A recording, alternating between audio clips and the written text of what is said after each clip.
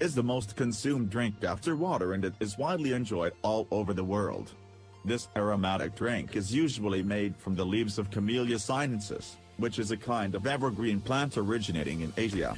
Consuming tea, in general, has been linked with numerous health benefits, including preventing red blood cells from getting damaged and reducing the risk of various heart diseases.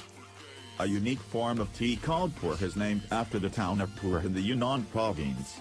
Puerh tea belongs to the Chinese black tea family and is fermented through a chemical reaction between beneficial bacteria and sunlight-dried primary tea. It has a calming, earthy aroma that develops over time, and people usually enjoy drinking it after a meal. The longer it's stored, the stronger the aroma is.